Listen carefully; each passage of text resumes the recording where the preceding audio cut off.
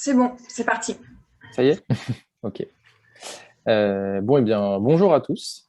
Bienvenue à cet atelier qui entre dans le cadre du Printemps de l'eau, organisé par la coordination Île-de-France, représentée par Vanessa ce soir.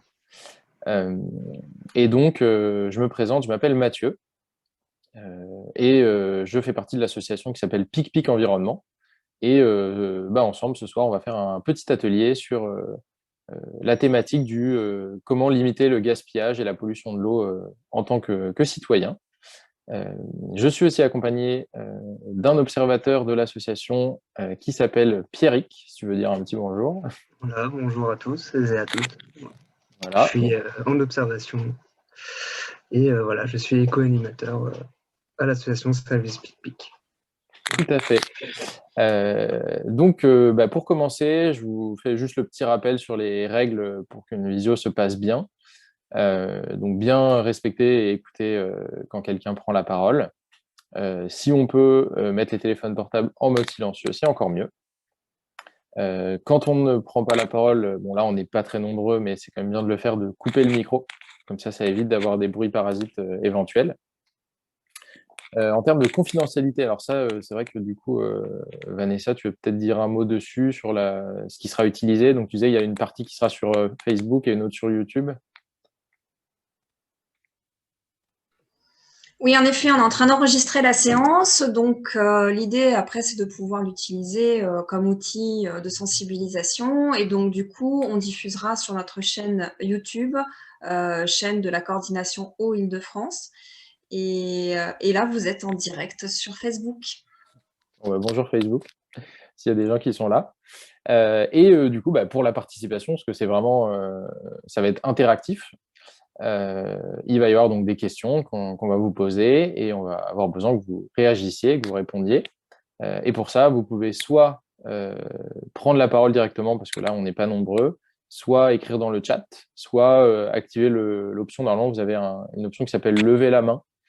Je ne sais pas si vous l'avez vu, mais je crois que c'est que pour les spectateurs, par contre, parce que moi, en tant que panéliste, je ne le vois pas. Mais sinon, vous écrivez dans le chat et on vous donnera la parole. Voilà, juste pour présenter en deux mots l'association PicPic, qui existe depuis 2008, donc ça fait plus de 10 ans. Et on fait de l'accompagnement à la transition écologique et solidaire. Concrètement, qu'est-ce qu'on fait? On va voir un petit peu tout type de public, que ce soit dès l'enfance, dans les écoles, aussi bien les entreprises, les collectivités, les seniors, tout le monde, pour justement former ce qu'on appelle les éco-citoyens. Donc, c'est-à-dire comment aujourd'hui, en tant que citoyen, on peut appliquer des petits gestes au quotidien pour réduire son impact sur l'environnement. Donc, on est une équipe qui a pas mal grandi. On est une quinzaine d'éco-animateurs salariés. Vraiment, la mission de PicPic Environnement, c'est de sensibiliser tous les publics à l'éco-citoyenneté.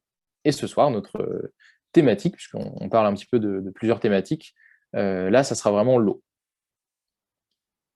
Donc, on va commencer par un petit tour de table, ou plutôt tour d'écran, vu que nous sommes en visio.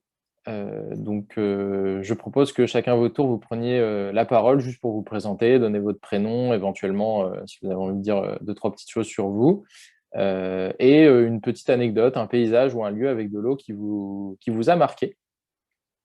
Du coup, pour lancer le tour de table, je vais commencer pour donner l'exemple. Et je donnerai la parole à quelqu'un, et comme ça, on fera ainsi de suite. Donc, comme je vous l'ai dit, je m'appelle Mathieu. J'ai 27 ans depuis peu et donc je travaille dans l'association PicPic Environnement. Et sinon, dans la vie perso, je suis assez passionné par l'entomologie, l'étude des insectes. Et un paysage ou lieu qui m'a marqué avec de l'eau, eh bien, il y avait une rivière dans mon enfance où on allait avec des amis l'été et on s'amusait à faire des petits barrages avec tout ce qu'on trouvait, du bois, des pierres, etc., pour essayer de changer un petit peu le débit du cours d'eau. Mais rassurez-vous, on ne faisait pas ça avec des gros parpaings non plus. Et ensuite, on enlevait quand on partait. Et du coup, j'aimerais donner la parole à Marie. Si Marie, Bonjour. Bonjour. Je suis Marie, je suis bénévole chez PicPic depuis l'année dernière et j'ai vu du coup sur Facebook les différentes conférences sur le sujet, ça m'intéressait, c'est pour ça que je me suis connectée. Et au niveau du paysage, lieu avec de l'eau, ça me fait penser au lac près des grands-parents. On allait chaque année en famille, avec la famille. Ok. Ouais, super, des bons souvenirs. Ouais. Et du coup, Marie, à qui souhaitez-vous passer la parole? Ah, Sachant Pierrick. qu'il y a... Voilà, Pierrick, super. Bonjour. Je m'appelle Pierrick. Pardon. Et je suis éco-animateur et actuellement en service civique à PicPic Environnement. Excusez-moi, un chat dans la gorge. Et sinon, pour un lieu, c'est chez mes grands-parents en Charente. Dans un petit village, il y a une petite rivière qui s'appelle la Bellonne. Et c'est un joli petit coin avec un ancien lavoir qui est en bon état. Donc, ça montre un petit peu le passé aussi, de comment on faisait avant pour laver le linge. Voilà. Donc, je passe la parole à Flora. Bonjour. Ah, vous m'entendez, voilà, j'ai même l'image. Ah, super. Super. Bonjour, moi je ne fais pas partie de l'association, je vous découvre comme association. Donc moi je suis assistante maternelle et engagée éco-accueil petite enfance. Donc dans des sujets d'économie, d'éco-citoyenneté, de gestion avec les enfants. Donc justement j'étais intéressée par voir ce que vous allez proposer et voir en quoi je pouvais encore améliorer mes pratiques. Voilà. Et moi, un endroit pour mon enfance en lien avec l'eau, c'est l'océan. Quand j'étais petite, j'allais tous les étés dans les Landes, me promener sur le bord de la plage. Donc, je me souviens des premiers marées noires. Je me souviens de plein de choses, des restes des bateaux et de l'évolution aussi. Mais aussi des bons souvenirs, hein, les lagagnons sous les pieds quand on marche sur le sable. Plein d'autres bons souvenirs et des souvenirs des premiers chocs au niveau écologique sur les bords d'océan. Ok. Super, merci pour ce partage. Et effectivement, je pense qu'il y a des choses que vous pourrez, qui pourront, j'espère, vous inspirer à utiliser après par la suite, même avec les enfants, pour parler de cette thématique-là. Et à transmettre à plein d'autres personnes autour de moi, bien sûr. Tout à fait. Et du coup, il nous reste Vanessa. Bonjour à tous, donc moi je suis Vanessa, je suis chef de projet à la coordination Eau Île-de-France. Et mes souvenirs avec l'eau, c'est effectivement l'eau de la Seine, hein, puisque j'habitais au bord de la Seine et on faisait beaucoup de pique-niques avec mes parents et même des baignades un peu improvisées. Et alors comme c'était en amont de Paris, on avait moins de soucis au niveau de la pollution, mais voilà, c'était très agréable et puis plein de souvenirs d'enfants effectivement avec les jeux, voilà. Il y a souvent des bons souvenirs associés à l'eau, c'est chouette. Est-ce que tu veux juste dire un petit mot sur le printemps de l'eau ou comme après on va Oui, enchaîner? en fait, toute la semaine, on a organisé à l'occasion de la Journée mondiale de l'eau du 22 mars, on a organisé tous les soirs des ateliers, des conférences pour proposer au plus grand nombre des sujets et puis avec beaucoup d'intervenants qui ont permis de partager leurs connaissances et leur expérience sur l'eau. Et donc, ce soir, juste après l'atelier, il y a une conférence avec des ONG de solidarité nationale ou internationale qui évoquent le sujet du droit humain à l'eau avec un retour d'expérience sur le terrain. Ils vont présenter leurs travaux. Ils ont fait leurs travaux où ils ont expérimenté le terrain avec les personnes qui n'ont pas accès à l'eau. Voilà. Et donc, Okay. ça va être très chouette. Merci beaucoup en tout cas de nous permettre de participer aussi à ce printemps de l'eau. C'est une super, super initiative. Et du coup, on va démarrer tout de suite. Merci, bienvenue. Merci beaucoup. Avec cet atelier donc, sur les éco-gestes pour limiter la pollution et le gaspillage de l'eau au quotidien. Quels sont un peu les objectifs autour de cet atelier? Déjà, ça sera de vous faire connaître les enjeux liés à l'eau et à sa répartition, parce qu'on va reparler un petit peu de l'eau en général, comment elle est répartie sur la planète, entre les humains. On reverra aussi quelque chose de très important qui est le cycle domestique de l'eau. Donc, c'est comment l'eau arrive jusqu'au robinet et ce qu'elle devient après consommation, parce que finalement, on a tendance parfois à l'oublier. Et ça permet de comprendre et de visualiser pas mal de choses. Bien sûr, on fera donc un focus sur les éco-gestes pour ne pas gaspiller ni polluer l'eau. Je pense que vous en connaissez déjà un certain nombre. Et justement, on échangera dessus. Et alors, le dernier, c'est un peu l'objectif rêve à chaque fois.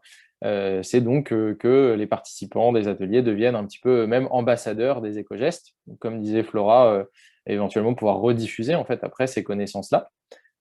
Puisque le but, c'est que ça soit des choses simples. En fait, les éco-gestes, c'est des choses, tout le monde peut s'en saisir pour les appliquer facilement par la suite. Donc, pourquoi baisser et faire attention à nos diverses consommations d'eau? Déjà pour préserver donc, les ressources, puisque l'eau, on verra qu'il y a certaines périodes, notamment dues au changement climatique, où c'est une ressource qui peut se faire rare, même en France.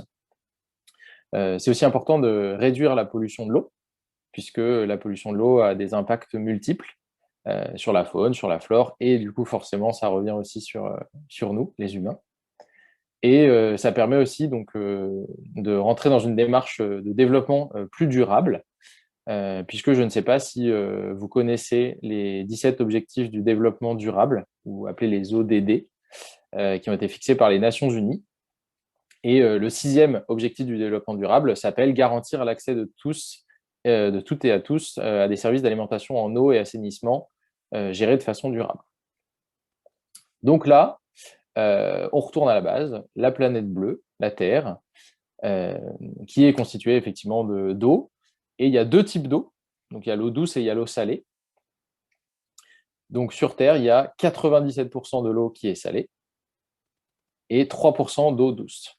Donc parmi l'eau disponible, nous les humains, on va plutôt piocher dans l'eau douce pour s'alimenter, et pareil pour les autres êtres vivants, que dans l'eau salée. Donc, ça fait que déjà, en termes de quantité d'eau, il n'y a que 3% d'eau douce disponible. Mais dans ces 3%, finalement, il y a 1% de l'eau qui est piégée sous forme de glacier, donc qu'on ne peut pas utiliser. Un autre pourcent qui est parfois enfoui trop profondément sous terre. Et finalement, il nous reste donc 1% qu'on appelle les eaux de surface. Donc, parmi l'eau disponible sur Terre, on a finalement, en termes de pourcentage, 1% d'eau douce disponible à se répartir.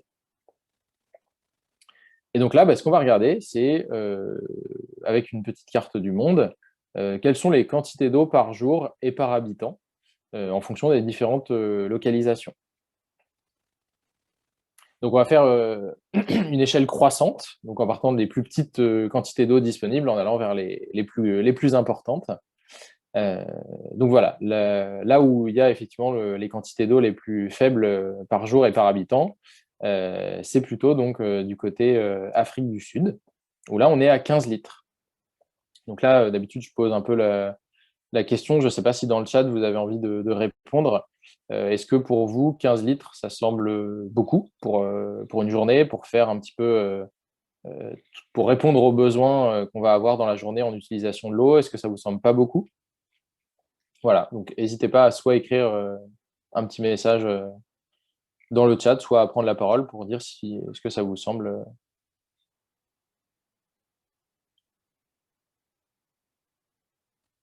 D'accord, donc Marie qui ne dit pas beaucoup. Effectivement, voilà, on va voir par la suite que 15 litres, ce n'est pas énorme, surtout si vous connaissez les chiffres d'un peu nos usages quotidiens, qu'on va voir après.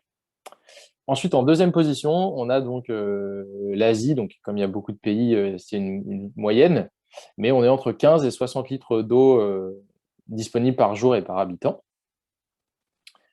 Ensuite, on a donc l'Amérique du Sud, avec environ 70 litres d'eau par jour et par habitant. Et c'est là que nous, la France et l'Europe, on arrive juste après.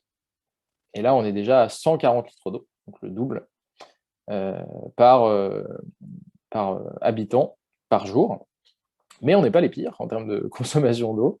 Ceux qui consomment le plus, ce sont donc les Américains et les Australiens et les Canadiens, avec à peu près 250 litres d'eau par jour par habitant. Alors bien entendu, c'est une moyenne, hein, même en France, il y en a qui vont consommer moins, d'autres qui vont consommer plus.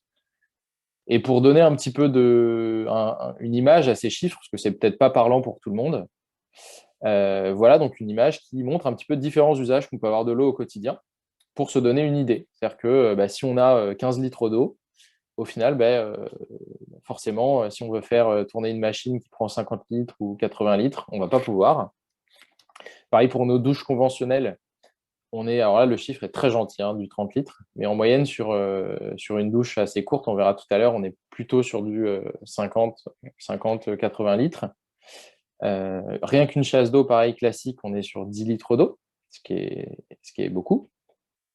Et pareil pour des usages tels que la cuisine ou laver sa voiture. Donc un peu la conclusion qui a été tirée de ces chiffres, c'est plus on a accès à l'eau, plus on en utilise. Voilà, donc après, à vous de savoir si vous pensez vous situer dans la moyenne haute, dans la moyenne basse. Moi, j'aimerais poser une petite question justement aux participants. Donc là, si vous voulez, vous pouvez ouvrir votre micro pour répondre. Moi, ça m'intéresse. Est-ce que vous avez l'impression, par rapport à la thématique de l'eau, d'être niveau un peu débutant, c'est-à-dire que vous savez qu'il faut faire attention, mais vous ne faites pas encore tellement de choses? Est-ce que vous vous sentez plutôt au niveau intermédiaire, c'est-à-dire que vous avez conscience qu'il y a vraiment des choses à faire et donc vous mettez en place des petits éco-gestes, etc. Ou est-ce que vous vous sentez vraiment expert, c'est-à-dire chez vous, la moindre goutte est calculée, vous faites attention à tout ce qu'on peut récupérer? Voilà, alors. Ah, j'ai entendu un… Si quelqu'un veut s'exprimer. Oui, c'est Flora, je vais m'exprimer. Oui. Avec les 15 litres, je ne me rendais pas compte parce qu'on ne voit pas la quantité journalière qu'on utilise finalement. Donc, j'ai réfléchi à combien de mètres cubes je consommais par trimestre. Donc, nous, la famille, on consomme 25 mètres cubes par trimestre. Ce que j'ai ramené, on est 5 personnes, ce que j'ai ramené, ça me fait à peu près du 60 litres par personne. Donc, je me dis finalement, par rapport à la moyenne française, je ne suis pas trop mal. Ah oui. Mais on ne s'en rend pas compte en vérité. Moi, ce que je voulais dire, c'est qu'on ne se rend pas compte si on fait bien ou si on ne fait pas bien. On n'arrive pas à mesurer les impacts de ce que l'on fait concrètement et facilement. Donc, c'est pour ça que je pense que c'est bien d'en discuter justement pour en avoir plus de points de repère, pour se rendre compte sur quoi on peut encore agir, ce qu'on peut faire mieux, ce qu'on peut améliorer finalement. C'est difficile de savoir se rendre compte. Même ce 70 par jour, je ne me suis jamais posé la question avant aujourd'hui. Je suis ravi que vous puissiez vous poser la question grâce à cet atelier. Effectivement, il y a plusieurs indicateurs qui permettent de se rendre compte un petit peu de l'impact qu'on a quand même sur nos consommations d'eau. Alors déjà, il y a les factures d'eau, hein, forcément. Même si on n'y a pas toujours accès, on peut les demander. Et ça permet vraiment réellement de mesurer l'impact qu'on peut avoir à travers ces gestes. Puis pareil, le calcul que vous avez fait est très intéressant aussi pour se rendre compte. Et après, justement, se situer par rapport à la moyenne. Donc là, vous êtes plutôt… bons élèves par rapport à l'eau. Et bien entendu, nous, on va vous partager plein de petites astuces aujourd'hui pour continuer à aller dans ce sens-là. Et je vois que Marie a écrit dans le chat niveau intermédiaire. Donc, du coup, déjà dans l'action. Oui, pareil que Flora, c'est vrai qu'on ne sait pas trop comment réduire. On pense à des choses, mais peut-être pas à tout. Donc, c'est pour ça que c'est intéressant ce genre d'atelier. C'est super d'avoir ce genre de retour. J'espère que vous allez justement avoir des nouvelles choses à appliquer après cet atelier. Et juste, j'en profite, je vois qu'on a eu un nouveau participant.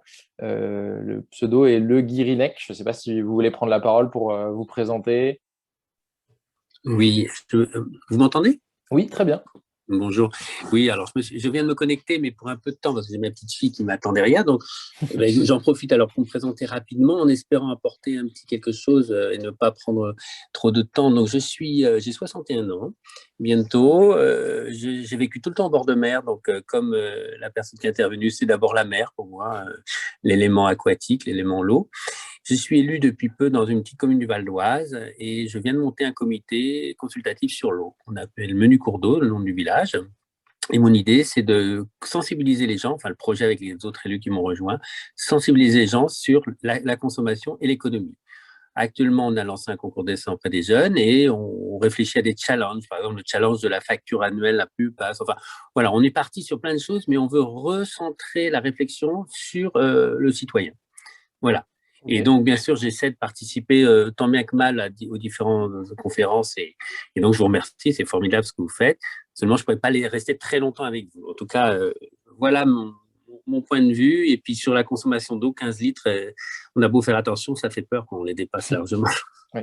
Non, mais il n'y a aucun souci. Et c'est super que vous soyez là ce soir. Voilà. Et d'ailleurs, je tiens à vous dire que si, par la suite, même si vous ne restez pas très longtemps, vous voulez prendre contact avec nous, ne serait-ce que pour qu'on puisse vous donner des idées, des conseils, on serait ravis de le faire parce que pour le coup, c'est vraiment notre mission de sensibiliser le citoyen. Oui.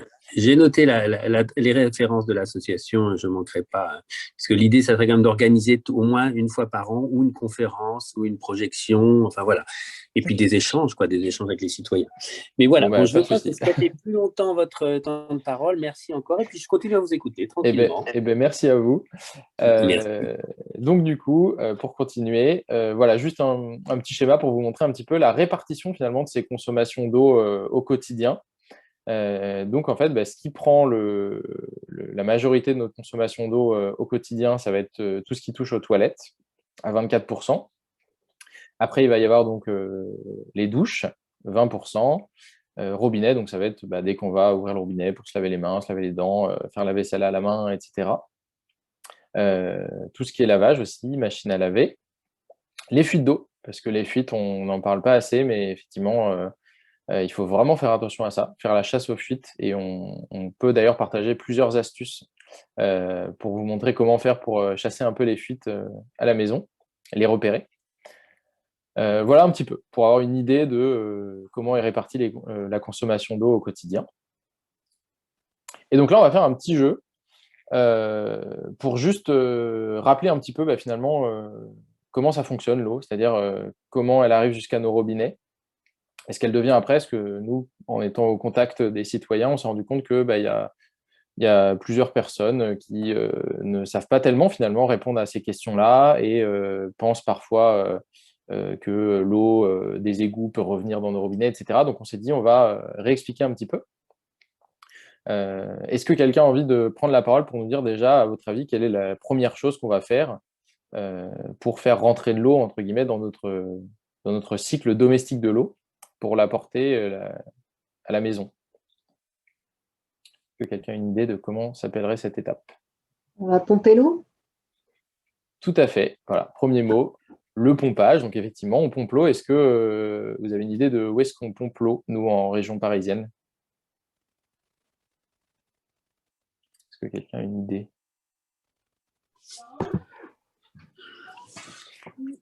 Dans la Seine, après dans des usines spéciales au bord de Seine. Ok, donc effectivement, il y a une partie de l'eau qui est prélevée dans la Seine.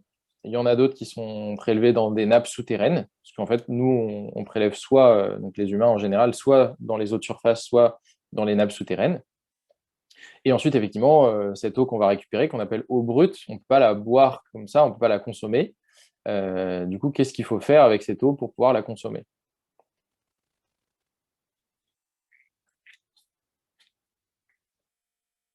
Alors, qui a une idée? Marie, du coup. J'ai vu que votre micro s'était allumé. Ah oui, c'est ça, usine de traitement. Non, je réfléchissais, je me dis, il doit y avoir un mot spécial pour nettoyer l'eau, mais je ne connais pas. Non, c'est ça, je n'avais pas entendu votre mot avant. Donc, c'est ça, c'est une usine de traitement ou alors usine de potabilisation de l'eau. Donc là, effectivement, on récupère l'eau et à travers plusieurs étapes de nettoyage de l'eau, on va donc effectivement la rendre potable.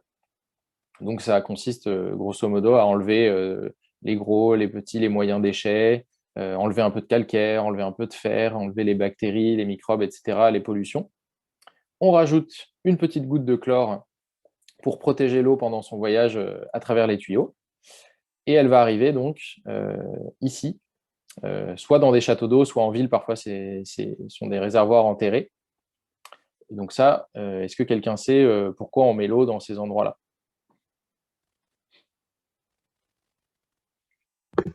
Non. Eh bien, tout simplement pour stocker l'eau. Donc en fait, on va faire du stockage puisque on essaye il faut avoir de l'eau en fait de côté pour pouvoir répondre aux différentes consommations des citoyens. Et donc, le principe, c'est d'avoir de l'eau stockée pour pouvoir en continu alimenter les robinets. Donc, forcément, on arrive au moment de la consommation. Donc là, la consommation, en fait, qu'est-ce qu'on fait avec l'eau? On fait énormément de choses dans la maison. Comme on l'a vu un petit peu avant, on va aller aux toilettes, on va se laver, on va faire la cuisine, le ménage, boire, arroser les plantes. On fait beaucoup, beaucoup de choses, laver les vêtements. Et une fois qu'on a utilisé cette eau, donc qui était là propre et potable, est-ce que vous avez une idée de où part cette eau finalement? Dans les égouts, c'est les eaux usées? Tout à fait. Donc là, on va avoir donc un système de récupération, donc les égouts. Alors là, chose importante à savoir aussi, les égouts donc récupèrent l'eau et des bâtiments et de la rue. Donc du coup, il faut aussi penser à ça. Je pense que, je ne sais pas si vous avez déjà vu ça, mais parfois, maintenant, au niveau des bouches d'égout dans la rue, il y a marqué «Ici commence la mer», pour sensibiliser un petit peu à, même si on habite en ville et qu'on jette un déchet par terre, quand il tombe dans les égouts et qu'il se retrouve dans le réseau d'eau, il y a une chance qu'il se retrouve malheureusement dans les milieux aquatiques. Donc ça, faut bien y penser aussi, parce que parfois on fait super attention à la maison et puis dans la rue, on est un petit peu moins vigilant. Et donc cette eau-là, si on suit le circuit, elle va arriver dans une autre usine. Est-ce que quelqu'un connaît son nom?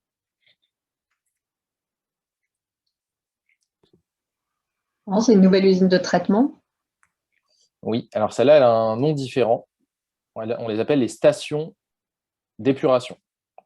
Donc celles-là, en plus, elles sont assez... on les reconnaît facilement parce que souvent, en fait, on voit des grands bassins circulaires, souvent à ciel ouvert.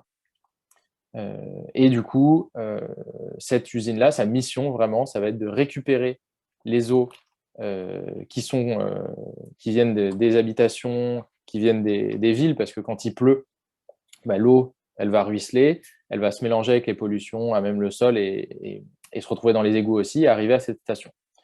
Donc sa mission principale, c'est d'essayer de nettoyer au maximum l'eau, sauf que aujourd'hui, on n'arrive pas à nettoyer à 100% l'eau, tellement nous, on met de pollution dedans, et donc on ne peut pas la reprendre en fait, et la remettre directement dans les robinets. Après cette usine-là, on est obligé de la remettre dans la nature pour qu'elle continue à se purifier en refaisant un cycle naturel de l'eau.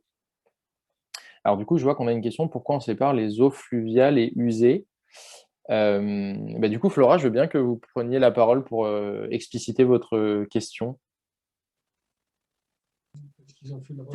C'est pas fluvial, je veux dire, c'est les eaux de pluie. Les eaux de pluie et les eaux usées, pourquoi est-ce qu'on les sépare aujourd'hui? Eh bien justement, c'est pas fait partout.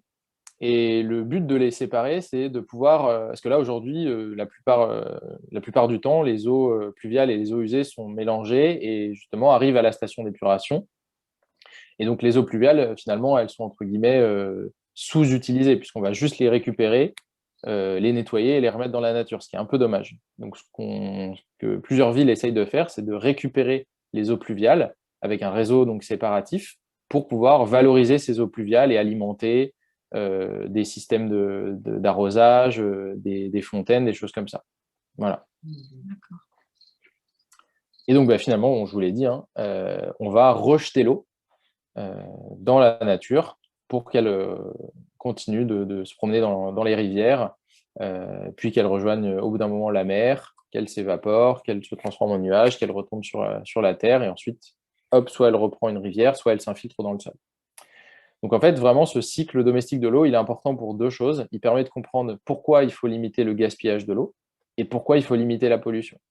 Pourquoi il faut limiter le gaspillage? Parce que l'eau qu'on va prélever, soit on la prend donc dans les rivières, soit on la prend dans les nappes souterraines. Sauf que, je pense que vous en avez tous entendu parler, on est dans un contexte de changement / réchauffement climatique qui fait qu'on va traverser de plus en plus d'épisodes climatiques intenses, notamment des sécheresses. Et donc, pendant ces périodes-là, en fait, il ne pleut pas assez pour que les nappes souterraines se rechargent en eau.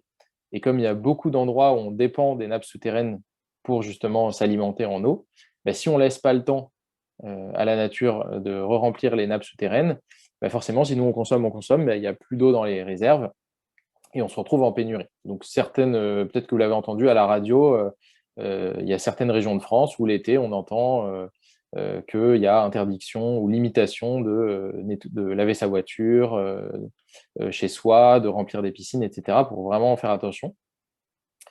Et le côté pollution de l'eau, qui est vraiment très important aussi, c'est qu'on voit qu'en fait, tout part d'ici, hein. Tout part des habitations. Alors, il n'y a pas que les citoyens, il y a aussi les industries, les entreprises, etc. Mais vraiment, c'est nous, les humains, qui allons mettre finalement des éléments dans l'eau qui vont la polluer. Et on a vraiment cet impact-là. Ce soir, nous, on parle du citoyen. Donc, on ne va pas parler de la faute des industries, etc. Nous, vraiment, en tant que citoyen, on a un vrai pouvoir à la maison, au quotidien, de limiter cette pollution de l'eau. Et donc, pour ça, qu'est-ce qu'on va faire? On va se projeter concrètement dans différentes pièces de la maison pour voir un petit peu qu'est-ce qu'on peut faire aujourd'hui. Donc là, on va prendre une pièce qui est quand même très importante en termes d'utilisation d'eau, qui s'appelle la salle de bain. Et donc là, le jeu est le suivant. Vous avez le droit donc de prendre la parole et il faut identifier dans cette pièce et des sources de pollution de l'eau potentielle et des sources de gaspillage d'eau potentielle. Donc, est-ce que, je vous donne un exemple, vous avez donc une douche et une baignoire. Qu'est-ce que vous avez envie de dire par rapport à ça? Est-ce que pour consommer le moins d'eau, il vaut mieux prendre une douche ou un bain? Est-ce que c'est aussi noir et blanc que ça? Est-ce qu'il ne faut pas faire attention à certains paramètres? Donc voilà, là c'est libre, je vous laisse prendre la parole et me donner un élément dont vous avez envie de parler dans la salle de bain, que ce soit en termes de gaspillage ou de pollution d'eau. Alors, qui a une idée? Au niveau de la baignoire, effectivement, on va prendre une douche, mais prendre une douche courte, parce que si on prend une douche ultra longue, ça correspond à peu près au même nombre de litres qu'une baignoire, donc ça diminue rien. Tout à fait. Alors, question pour un champion, qui saurait me dire quel est le temps moyen qu'il faut passer sous la douche pour ne pas gaspiller trop d'eau? 3 minutes. Alors, Flora dit 3 minutes, Marie dit 2. Je ne sais pas si on a une autre idée. Mais donc, je vais vous donner la réponse. Alors, vous êtes vraiment très limité dans le temps, là, en disant 3 et 2. On accorde plutôt 5 minutes. Alors, si on fait 3 ou 2, hein, c'est encore mieux. Mais en général, on dit, voilà, une douche pour qu'elle consomme pas trop d'eau. Une douche de 5 minutes, c'est bien. Voilà. Donc ça, ce qui peut être... C'est l'eau ouverte. Ça peut être 3 minutes eau ouverte, mais 5 minutes de douche. Ah oui. C'est les 5 minutes, c'est l'eau ouverte, un peu. 5 minutes d'eau ouverte, finalement. Alors, savonnage. voilà, effectivement, quand on prend une douche de 5 minutes, nous, on considère effectivement que l'eau coule. Et après, le mieux, c'est pendant ces 5 minutes-là, c'est de couper l'eau pendant qu'on se savonne. Et là, on réduit C'est pour ça que je disais qu'une douche de 5 minutes, on est entre 50 et 80 litres d'eau en fonction du temps qu'on va laisser ouvert. Il y a un commentaire pertinent sur Facebook qui dit « Je récupère l'eau froide qui coule en attendant qu'elle chauffe et j'arrose mes plantes avec. » Alors ça, c'est un super éco-geste. Alors merci à la personne qui a donné cette astuce-là. C'est vous? Oui, excusez-moi, je suis encore là parce que ça résonne exactement avec ce qu'on est en train de procéder. Effectivement, j'ai un grand arrosoir de 13 litres sur ma baignoire dans mon HLM qui est au premier étage, enfin le premier étage d'une petite maison HLM. Et effectivement, on a décidé sur le journal municipal, à chaque publication, de proposer un éco-geste autour de l'eau. Donc le premier éco-geste, ça sera mon arrosoir dans ma baignoire et on espère que les autres citoyens vont nous proposer des choses qu'on pourra publier régulièrement. Donc voilà, on est au moins 2 à avoir un arrosoir dans sa baignoire, ça me ravit. Voilà, c'était un petit témoignage complémentaire. Merci, parce que déjà l'idée est super hein, de partager des éco-gestes tous les mois. Et surtout, effectivement, c'est un éco-geste que peu de gens réalisent, je pense, parce que c'est quand même contraignant pour le coup, il faut y penser, il faut le faire, mais c'est super en termes d'économie d'eau, parce que le temps qu'effectivement l'eau de la douche, en fonction d'où on habite, en plus c'est plus ou moins long, chauffe, il y a plusieurs litres d'eau qui vont s'écouler. J'ai estimé à peu près à 13 litres, excusez-moi, 13 litres par jour si on prend une douche par jour, si on est plus 2 ou 3 dans la maison, à peu près 13 litres par jour. Sur une année, on n'était pas loin du mètre cube. Hein. Donc, on est, voilà, quand même. Alors, c'est sûr que les gens qui avancent le prix de l'eau, mais ce n'est pas significatif. On ne surtout pas parler du prix de l'eau parce qu'on dira que c'est pas cher un mètre cube. Mais non, voilà, ça peut être un sacré volume quand même. Oui. Tout à fait. Voilà. Merci. Je vous laisse continuer. Merci à vous. Non, mais effectivement, je vous invite à essayer de faire l'expérience à la maison, ne serait-ce qu'une fois, hein. Après, si vous ne le faites pas tous les jours, ce n'est pas dramatique.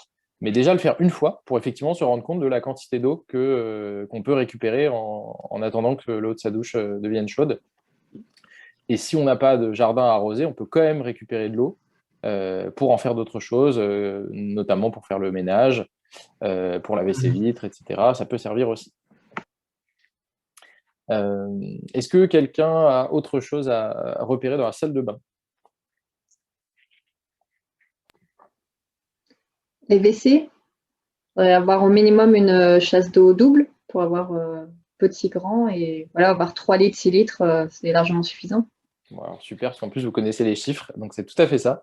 On l'avait vu en début de présentation, une chasse d'eau classique, c'est 10 litres d'eau, donc c'est énorme, hein. Il faut se représenter 10 bouteilles d'1 litre qui sont vidées, même pour un petit pipi.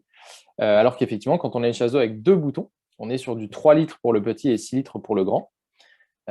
Et moi, ma question, et je ne sais pas si quelqu'un a la réponse, sinon je la donnerai, est-ce que vous savez comment on peut faire si on n'a pas d'installation avec double commande pour réduire ses consommations d'eau avec ses toilettes?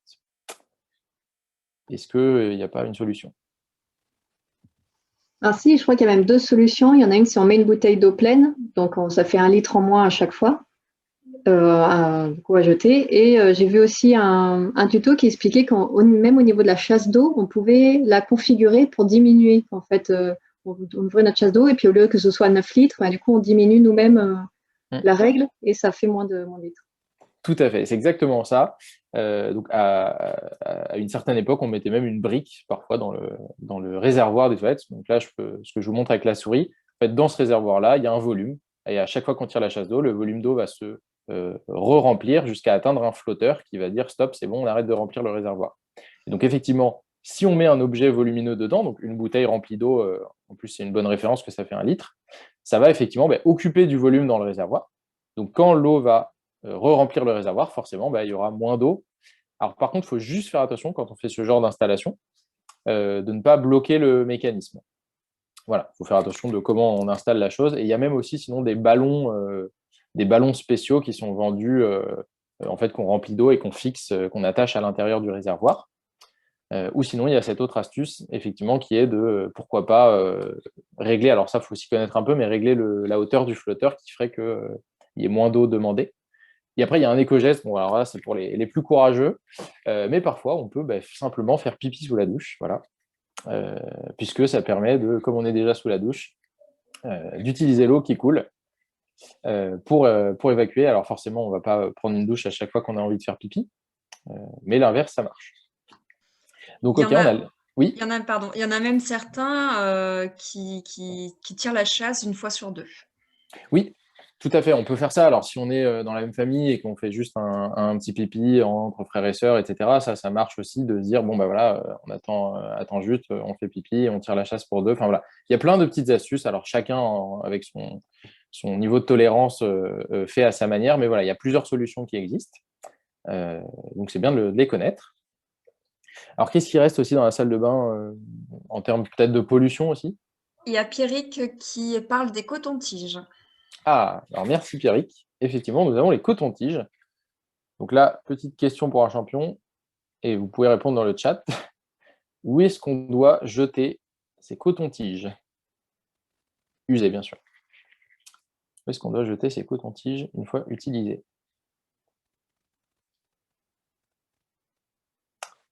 Ok, donc on a Marie qui nous dit dans la poubelle normale, Flora qui nous dit dans la poubelle.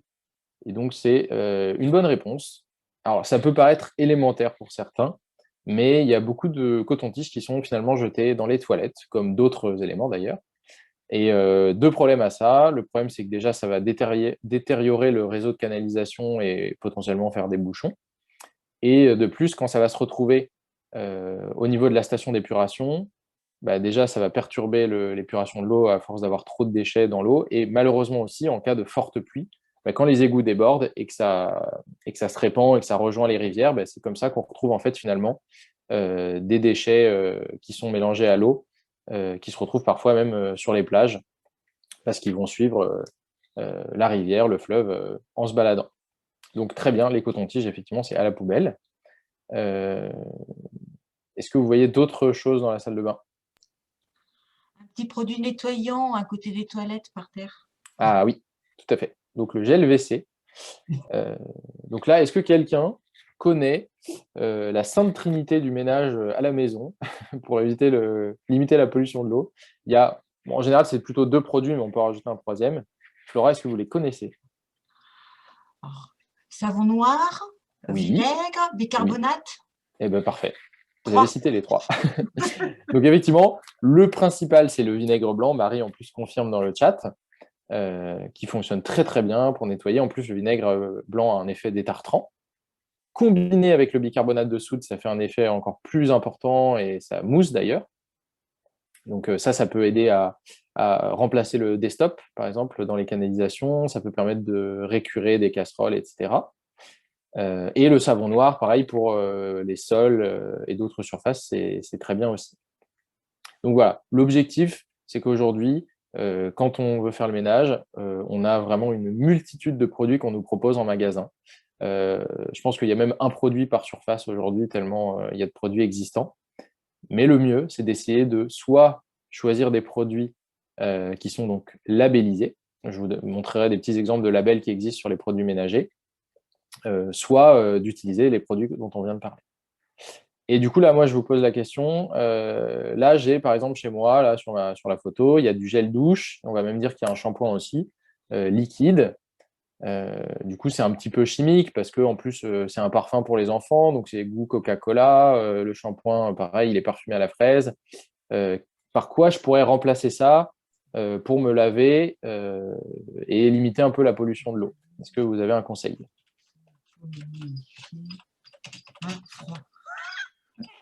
Alors, Flora, est-ce que vous avez une idée? Oh mince, à chaque fois j'arrive sur Marie. Il y a Pierrick qui dit savon solide. Oui, Marie qui dit savon solide aussi. Et Flora, du coup, vous vouliez dire la même chose que Marie, c'est ça? Oui, tout à fait. Moi, j'avais dit savon saponifié à froid, mais c'est parti sur Marie. Je sais pas, les messages partent chez Marie à chaque fois. Ah, ok. Alors ça, en fait, dans le chat, si vous cliquez sur en dessous, juste là où vous allez saisir le message, vous avez un A, 2 points. Et là, vous cliquez et vous sélectionnez conférencier et participant pour que ça envoie à tout le monde. Là, vous avez dû sélectionner Marie et ça envoie effectivement en message privé. Bon, bah super. Là, on verra vos messages normalement.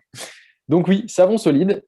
Et ça n'a pas été cité, mais je pense que peut-être vous en avez déjà entendu parler. Maintenant, il existe des shampoings solides. Donc l'avantage des produits solides, ça permet déjà, ça dure beaucoup plus longtemps, donc c'est même plus économique. Et en termes de composition, c'est effectivement du coup moins polluant pour l'eau. Et puis souvent, c'est d'ailleurs moins agressif pour la peau. Donc c'est des solutions qui sont très bien à appliquer. Et puis là, c'est vraiment très facile, hein. On a juste à choisir différemment quand on fait ses courses. Et il y a très peu d'eau lors de la conception. Tout à fait. En plus, c'est vrai qu'il y a ce côté eau virtuelle. L'eau virtuelle, c'est l'eau qui est utilisée pour concevoir quelque chose, un produit ou quelque chose alimentaire qui nous entoure. Et effectivement, il y a moins d'eau gaspillée dans ce processus de fabrication. OK. Donc là, on va regarder un petit peu voilà, cette image-là, donc là où ça présentait un petit peu les éléments à repérer. Donc on en a à peu près tous parlé. Donc ce qu'il faut vraiment retenir dans la salle de bain, c'est des douches rapides, 5 minutes, pas plus. C'est pas mal de se mettre parfois un petit minuteur ou de mettre une chanson ou deux pour faire 5 minutes, comme ça on sait quand il faut sortir. En termes de pollution de l'eau, bah voilà, facile, on remplace les produits ménagers, en plus ça coûte moins cher d'en avoir moins, et puis le vinaigre blanc ça coûte pas très cher. Et pareil pour shampoing, savon, enfin gel douche, on remplace par du solide. Et au niveau du lavabo, pareil, quand on se lave les mains, on se brosse les dents. Pierrick, est-ce que tu as le chiffre en tête de combien de litres d'eau peuvent s'échapper d'un robinet en 1 minute? Non, Tu j'ai te souviens? oublié, je crois que c'est une petite dizaine. Oui, c'est ça, c'est ça. Donc effectivement, alors sur un robinet classique, hein, s'il n'y a pas de mousseur installé, on peut être à 10 litres ou plus même, donc une petite dizaine, c'est très bien comme réponse, d'eau qui vont s'échapper. Donc c'est énorme, il faut se dire, si on se brosse les dents pendant 3 minutes et qu'on laisse l'eau couler pendant 3 minutes, on peut perdre presque 30 litres d'eau. Donc voilà. On va passer à la pièce suivante qui est la cuisine. Donc là, pareil, le principe est le même. Il nous reste à peu près 8 minutes, donc je pense qu'on a le temps de discuter des choses essentielles dans cette pièce-là. Qu'est-ce que vous avez comme bonne pratique à nous communiquer ou comme chose que vous repérez dans la cuisine sur lesquelles on pourrait discuter? Le lave-vaisselle, de le faire tourner seulement quand il est plein et peut-être en mode économique, écologique. Ok, donc effectivement, le lave-vaisselle, il y a beaucoup de choses à dire dessus. Premièrement, donc c'est très justement dit, c'est important de le remplir, puisqu'en fait, les lave-vaisselle, c'est quand même optimisé pour consommer moins d'eau que faire la vaisselle à la main. Mais pour le coup, si on met que 3 assiettes dedans, là, il va envoyer la même quantité d'eau que pour 30, donc il faut bien le remplir. Ça, c'est le premier éco-geste. Et deuxième chose qui a été dite aussi, c'est utiliser le mode éco quand on peut. Très important aussi. Et ce qu'on pourrait en dire aussi en termes de pollution de l'eau, bah pareil, ce qu'on va mettre comme produit dans le lave-vaisselle, on peut aussi faire le choix, quand on fait ses courses, d'acheter un produit qui soit avec un label qui certifie qu'on limite la pollution de l'eau. Je vous en présenterai un à la fin qui est quand même super important et qu'on retrouve beaucoup. Qu'est-ce qu'il y a d'autre éventuellement à dire dans la cuisine? Moi, si je sais, j'ai une question à vous poser. Imaginez, vous avez donc fait des frites maison pour les enfants, les petits-enfants ou même pour vous. Et il vous reste une grosse quantité d'huile, mais bon, vous l'avez déjà utilisé plusieurs fois, donc là, il est temps de s'en débarrasser. Qu'est-ce que vous en faites? Réponse A, vous jetez le reste d'huile dans les toilettes et vous tirez la chasse d'eau. Réponse B, on jette le reste d'huile dans l'évier de la cuisine. Ou réponse C, on le met dans une bouteille en plastique ou une bouteille fermée et on le jette plutôt à la poubelle. Alors, qui voterait pourquoi? Alors, je dirais C, mais j'ai encore mieux, parce que dans le 92, on a aussi Veolia qui, au niveau des marchés, ils reprennent les produits toxiques, dont l'huile. Donc, en fait, je leur donne ma bouteille d'huile directement. Et eux, ils gèrent ça. Super. Donc, effectivement, ça, c'est la meilleure réponse, la réponse D que je n'ai pas proposée, parce que ce n'est pas disponible encore pour tout le monde, mais il y a effectivement des services de déchetterie mobile ou de collecte. Donc, le mieux, c'est de venir les déposer là. Mais sinon, à ne surtout pas mélanger à l'eau, puisque ça détériore énormément les canalisations. Et ça se mélange à l'eau et ça la pollue fortement aussi. C'est assez compliqué à retirer tout ce qui est matière grasse dans l'eau. Et donc, effectivement, si on n'a pas ce système de collecte, on peut tout à fait mettre dans des contenants fermés et les jeter à la poubelle. Voilà. Donc là, pour le coup, ça sera incinéré plutôt que ça se retrouve mélangé à l'eau. Ensuite, il y a quelque chose aussi qui est important. Là, on a mis donc une carafe d'eau et un verre d'eau.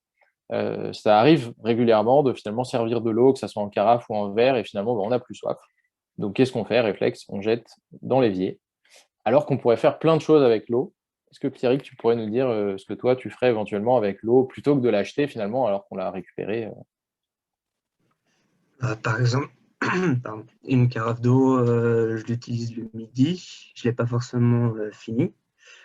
Donc, je vais la remettre au frigo et la réutiliser le soir. Ou même si jamais je veux vraiment plus d'eau, je vais donner ça aux animaux, voilà, ou aux plantes.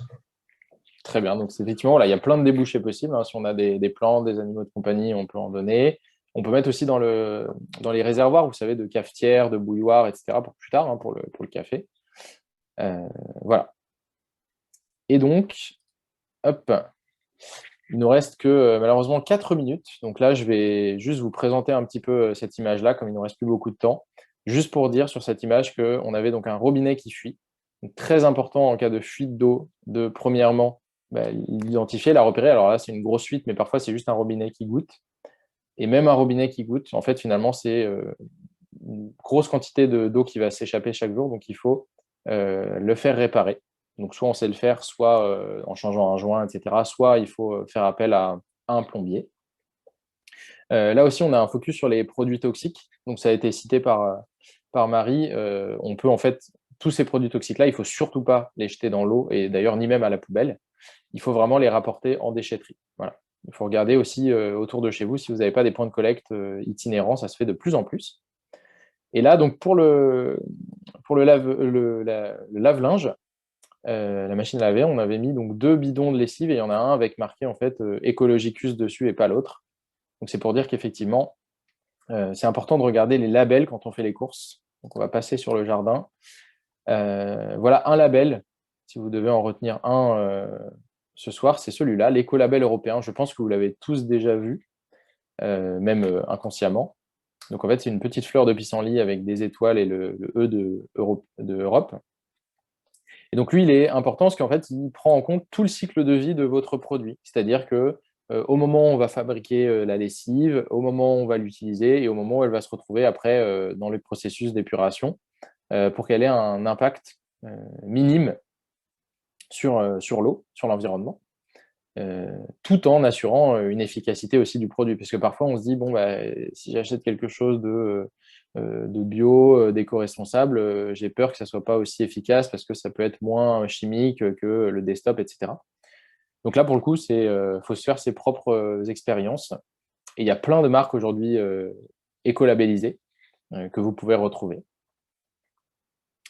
Donc voilà, pour résumer, ce qu'on s'est dit un petit peu ce soir, même si c'était assez court, donc l'eau, voilà, on a vu que c'était un bien commun qui est rare et précieux, que parfois on va peut-être potentiellement être confronté à des situations de pénurie. Donc il faut juste faire attention. Si on peut, en tant que consommateur, là, quand on fait ses courses, choisir, en fait, c'est juste un choix à faire sur les produits qu'on va acheter et utiliser. Voire même d'ailleurs, comme en ce moment il y a d'ailleurs le temps avec le confinement, on peut fabriquer soi-même ses produits. C'est très très facile à faire finalement, beaucoup plus qu'on ne le pense, et c'est très économique aussi. Faire attention aux fuites d'eau, qui représentent une grosse source de gaspillage d'eau. D'ailleurs, il y a des techniques pour les repérer, comme le soir, avant d'aller se coucher, regarder son compteur d'eau, et le lendemain matin, le re-regarder à nouveau. Bien entendu, il ne faut pas tirer la chasse d'eau pendant la nuit. Et si vous voyez que les chiffres ont vraiment bougé, ça veut dire que vous avez une fuite d'eau. Ça, c'est un test qui est tout bête à faire, le test du compteur, mais qui est très fiable. Donc voilà, en gros, les messages que vous devez retenir de ce qu'on s'est dit aujourd'hui, c'est vraiment que c'est facile de faire des éco-gestes pour limiter le gaspillage et limiter la pollution de l'eau. On peut tous le faire au quotidien. Et d'ailleurs, si vous avez envie d'en découvrir de nouveaux, n'hésitez pas à soit nous contacter, soit regarder aujourd'hui, il y a plein de choses qui sont très bien faites sur Internet, qui diffusent des éco-gestes, pas que sur l'eau d'ailleurs, hein, sur d'autres thématiques. Et donc, en tout cas, merci à tous les participants qui se sont connectés ce soir. Donc, Mathieu, comme on n'est pas beaucoup... Oui, je voulais juste revenir sur les fuites. oui, bien sûr. Moi, ce que j'ai à la maison, c'est comme pour les détecteurs de fumée, mais je mets ça au niveau de l'évier du lave-vaisselle. Et c'est justement au sol un détecteur de fuite d'eau qui va sonner comme le détecteur de fumée. Voilà. Okay, Et des fois, c'est très pratique parce qu'on ne voit pas forcément justement les fuites d'eau à ce niveau-là. Et voilà. Merci beaucoup. Donc voilà, ça c'est encore une solution qui peut vous inspirer. Voilà, je vois un message de remerciement dans le chat. Donc merci à tous les participants pour vos interventions. Et merci encore à Coordination Eau Île-de-France de nous avoir accueillis ce soir. Donc je vais repasser la parole d'ailleurs. Non, juste un petit mot, effectivement. Merci beaucoup aux participants. Merci à PicPic Environnement pour cette intervention très intéressante et avec des gestes concrets pour l'eau. Voilà, je pense que l'essentiel a été dit. Tout le monde a bien conscience que l'eau est importante et il faut la protéger. Souvent, on n'a pas tous les bons gestes pour réaliser nos inspirations. Donc, voilà, on a besoin de ce type d'atelier très clair. Merci beaucoup. Hein. Merci pour l'accueil. Et puis, on va laisser la place aux autres intervenants. Oui, tout à fait.